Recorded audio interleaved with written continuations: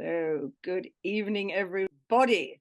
I hope you've all come flying on to enjoy this amazing evening. I'm nearly in tears that Tim and Jonelle have agreed to come on and chat to us because they are number 1 and 2 in the world. Welcome.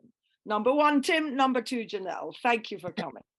Thank you for having us, Lucinda. It's fun to be here. Thank you. It would be better if it were the other way around, but for now... I knew you'd say that.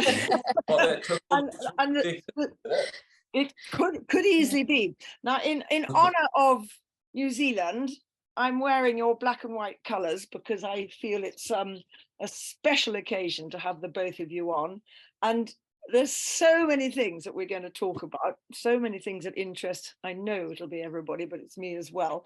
And then we will move on to a little bit of fundamentals on cross country, because cross country is our thing, and move that through. So keep your interest, everybody. It's going to be wonderful. This I wanted to find out from both of you, really.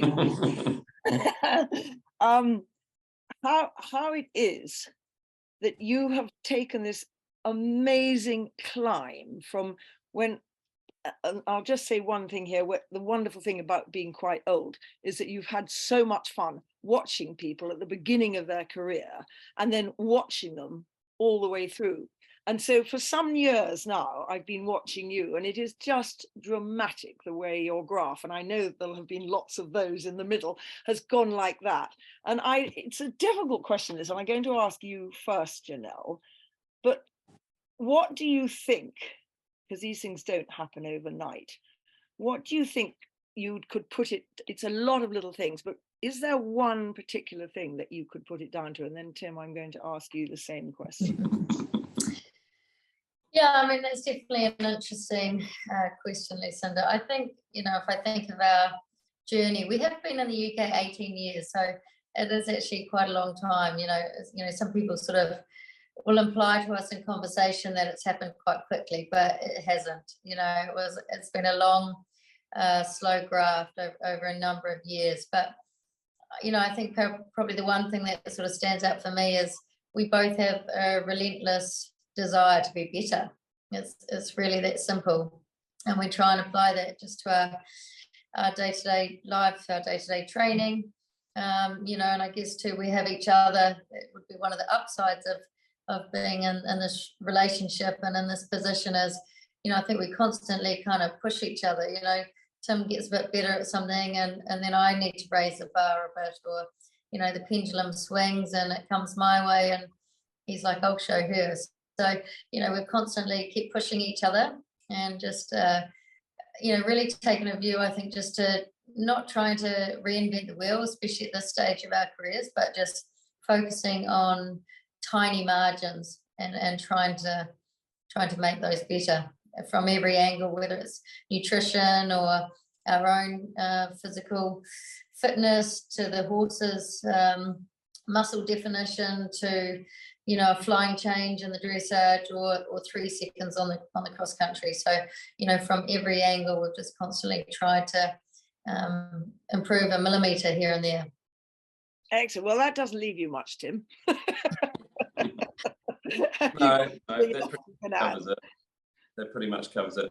I don't know, you know yourself as well as we all do, we never stop learning with horses. Every day there's something to take away from it, at home, on the ground, on top of them. Every aspect of competing, there is things that we're learning constantly.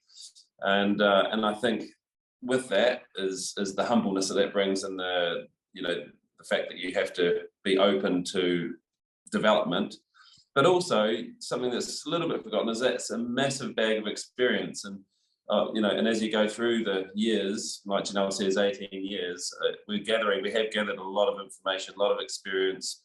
We do have the advantage of having each other, so we can dip into each other's bag of experience, or combine them, or just make sure what we're pulling out of that bag is actually what was, is accurate.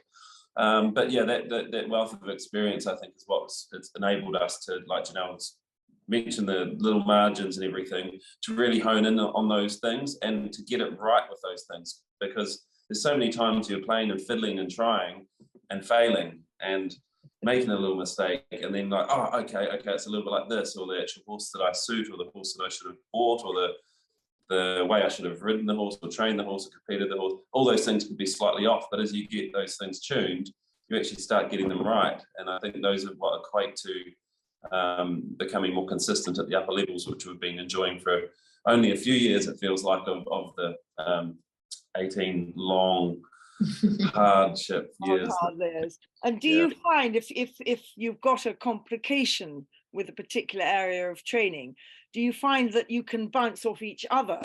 Are you quite, I mean, it's sometimes you get the male-female thing. Oh, definitely. Yeah. Yeah, no, always a male-female thing, husband and wife, personality versus different personality going on. But yeah, no, definitely we bump everything off each other, don't we? Whether it's a And challenge. You find or, that the other one can come up with a bit of an idea that sometimes opens a door? Yeah. Well, all we the probably time. do, but often we won't almost Admit it. accept it. You know, sometimes Tim will say, you know, or if I'll be working on the arena and having trouble with a change, he'll be like, try this. And I'll be like, no, I don't want to do it like that. So, you know, it's also, you know, having the ability to try and, you know, work constantly with each other as well. No, there's so many examples of that, Lucinda. There's, you know, from the strategy planning, competition planning, you know, Jonelle will just say, well, why are you taking him there? Why are you doing that? And I'm like, why am I? So you just make a change, and no, there's a lot of that goes on between us. But I had a lovely experience in Tokyo listening to Charlotte Dujardin just casting an eye over Carl Hester, and she was incredibly tactful, and she just said, is that something that you're doing that is are you meant to be doing that? And he just put his head in the air and his nose up, and he said, absolutely, but the message he was trying to put across had gone in, but he wasn't. Yeah. I thought that was just such a perfect relationship. Yeah, exactly. Was it quite a relief when Jonelle was pregnant? Not once, but twice, because there was no sort of competition between you then, because she presumably wasn't competing in the last few months anyhow. Well, she did compete a lot of her pregnancies, but there was probably a couple of months there that I got to have the rule of the roost and the run of the arena and things like that. But no, I felt like a flash in the pan compared to the other 17 and a half years I've been working alongside her day in and day out. So, yeah. Yes, it was a very brief respite. But exactly. She came out twice as fierce the other side too, so that was possibly the payback. She came out twice as fierce. Yeah. He's got 3 of you to control now. and we've bred another one. Our 3-year-old daughter is a chip off the old block to this day. You know, she even looks like Jonelle. It's quite fascinating. Watch out, Will. They're a great couple, your kids, and they're what, 3 and 5 or 3 and 6? Yep, 3 and 5. Amazing. Okay. And Jonelle, most of us who have had a baby, and speaking from experience, I didn't lose my nerve, but boy, did my brain slow down. And you appear to me to have got, if it's possible, braver, and certainly your brain has not slowed down. Did you find you had to struggle to get back? No, I genuinely didn't. So yeah, maybe I'm fortunate. I think it is just different for each individual, and I was very lucky that I came back very easily, and I was able, I think I've always been quite strong mentally in my career. You know, probably that my mental game would be one of my strengths, and I've always been able to separate, you know, being mum and doing my job, and I think that's a really key thing. It's when those two, when the boundary between the two jobs gets you know, a bit fuzzy, then that's, I think, when people start to struggle. So I've been fortunate. Yes, and you've very good organization, and fortunate to have a wonderful nanny who I know you've changed this year, but I think you've been I was very fortunate too, and I rather like a really good head girl. You just need that help, don't you? And talking about head girl takes me to the stables, which every now and again, because we live quite close, I've wandered through, and to my utter delight, a couple of years ago, I found a list in Magic Pen, Tim Jonelle, and it was your necessities, and it went down to the detail of which one of you liked that many plaits and who liked that many plaits. So wonderful. You like your girth done like this, you like this, and the detail was dramatically detailed and different. And I thought that's the secret. You do what you do. Yeah. We don't run two separate teams of staff or anything like that. Everything's very amalgamated, and you know, if you walk down the aisle, it's like Jonelle's horse, Tim's horse, Tim's horse, Jonelle's horse.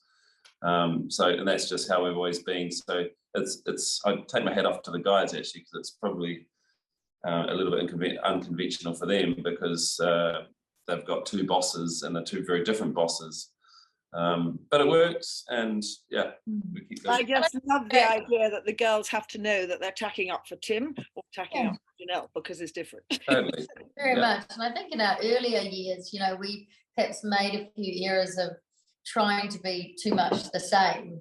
And actually, you know, there came a point when, you know, we'd sort of both had a little bit of success, I guess, each, that, you know, we sort of realized it didn't have to be the same. We could be our own identities. You know, we're different builds, we're different temperaments, different personalities, and we kind of embrace that a little bit more, actually. What you mean by when we both had a little bit of success is that we actually were both showing that we were both, what we were doing was working in our own individual way. So we started to actually go, well, actually, what you're doing is good, is working, and what you're doing is working. So then we started, it's a form of respect, I guess, but it's it was a point where we sort of backed off each other a little bit. So yeah, I think it's phenomenal how you've worked out in the same household, sharing the same children, the same stables, how to be the best in the world and the second best. You know, it's the two best in the world. To hell with second. for the moment. Yeah. For the moment, We're thinking forward now. There's quite a lot in front of us. There's quite a lot. But there's been some remarkable victories behind you. I mean, you've both won on different years, obviously, the Lucindas 5-star, haven't you? Yeah. Tim won it on the wonderful Wesco. You won it on Fairy Dynamo, who was third this year, some years after she won it. I won it again as well. Sorry? And Ascona as well. Another time. She... Oh. And that was the 5-star that you won on Ascona? I won Lucindas twice. Yeah, once on Ascona, once on Wesco. I'm going to put you on the other side because your side is on the left. Okay, that is brilliant. Afraid my research did not reveal that. How old was Fairy Dynamo when she, I probably haven't pronounced that right, when she was third this year in Lucindas? 17. And how old was Classic Moe when she won badminton before COVID? So there was 2018, so she would have been, she's 19 now, so that was, 20 now. Oh, she's 20 now, sorry. So yeah, that was 5 years ago, wasn't it? 18, so she was 15. And so she came up unbelievable to Burley this year. Yeah. And at 19 years old, because she's now 20, she was fourth. And Fairy Dynamo, how do you say that word? Fairy Dynamo. Fairy Dynamo. Yeah, oh, I got it right. That's a surprise. Yeah. And she was 17 when she was third, having won a few years before. This is an incredible tribute to management. And I don't know how you can put it in just a short way, but I know we would all love to know what it is that helps you keep these old girls, in this case, both of them mares, on the road, still loving their sport enough to get out there and win, because horses don't win if they don't love it. Well, yeah, I mean, going back a step, for this time last year, we were preparing 3 horses for badminton, and between us, the 3 horses, and one of them went wrong, and we were left with the 2 19-year-olds, which was just ironic that the younger horse was the one that picked up a slight injury, and the 2 19-year-olds trotted up. So that's extraordinary. But no, I mean, I've been very lucky with those 2 mares. I owe a huge amount to them. You know, they've really sort of cemented my career at the top, and I'm going to miss them hugely this year. And they were very different. You know, Fairy Geronimo was, in a sense, she wasn't the soundest. Yeah, we have retired her now, but she was quite hard on herself. You know, she wasn't really a conventional event horse, I would say. She was actually bred for dressage. She was by DiMaggio, but she had a phenomenal gallop. But she was very tenacious and had an unusual, while she was very careful, she had a bit of a sort of a Superman, we often called it, style, where she would come so tight in front, but then, you know, throw her front leg straight out the front. And I often wonder whether that sort of contributed to, you know, being quite difficult on her body. So we certainly had to run her very carefully in the last few years. She only ever did one major a year for the last sort of 4 years of her career, and that's how we were able to keep it going. So I guess we didn't push her beyond, you know, what we thought was realistic. Maybe had we might not have you know, kept going as long as we did. So I think that was fairly critical. Yeah. And yeah, Classic Moe, well, she was a bit of a law unto herself, and certainly to have gone on, you know, Badminton and Burley as a 19-year-old was pretty special for sure. And I mean, she's 20 now. She looks fantastic. I mean, I honestly believe she could be lining up this year, but my nerves just couldn't take it, to be honest. I totally understand that. Oh, yeah. Will she have babies, or is she really too old to do that? She's actually doing, I mean, I'm not totally up with all the breeding terminology, but there's, well, it's not embryo. There's a type of where they flush the eggs out and then they inseminate the eggs. So she's had one lot of that done, and she's having another. So there will be quite a lot of her babies in the years to come. Who's the lucky girl who's going to carry this valuable cargo? Yeah, well, well, she's had one lot to Contender as the first sire, and she's I think she's not hatching the foal herself. No, there'll be a few embryos. A few surrogate mares. I think it's going to be 3 or something. Yeah. So yeah, wait, watch this space. It will be interesting to see what she breeds, because I mean, she's nothing, you know, if you see her standing, the neck's upside down, she's not the most attractive, she's, you know, conformation, she's not what you'd hope for, she doesn't move particularly well, she never actually jumped particularly well, but she had something deep down inside of her that was pretty phenomenal, and that's what made her the athlete that she was. How much thoroughbred was she? She probably about 90%. She has a tiny bit of Shire, which she sort of tried to keep away from the media too much. But yeah, it was basically thoroughbred with a little bit of Shire. Yeah, I think that's wonderful. And the part-bred Shires that I've met usually have terrific jumps. The backside of theirs. So that is amazing. And Tim, you did an amazing job with Wesco, the horse that won you masses, actually, but I certainly remember he won you the Lucindas. Didn't he win you another one then too? No, he was a great horse. He was my breakthrough horse really in 2014. Winning Lucindas was a big deal for me in my career, and gave me a bit of confidence in myself and the fact that I might be able to go and do things like that again. But I'm just forever grateful to him, because he was always consistent. He was the sort of horse that you could just feel like you were so good on him. He just was so classy, and compared to a lot of the other, shouldn't say rubbish, but other horses that were not really desirable for the job we were trying to do at the same time. And then I had him. He was like this whole other amazing thing. So that was really something I'll never forget. And he came very close a few times. I had a rail at Kentucky when I was in the lead, and then that started Mickey Young's frog march across the sport, and his Grand Slam started there. And yeah, and third at Poe, second at Poe also. Third at Kentucky. Yeah, another time at Kentucky. So he's been great. I mean, that consistency is what really develops you as a top rider. And but no, and also just with these horses, I think, you know, going back to one of your earlier questions, or our conversation was about how we got in, into this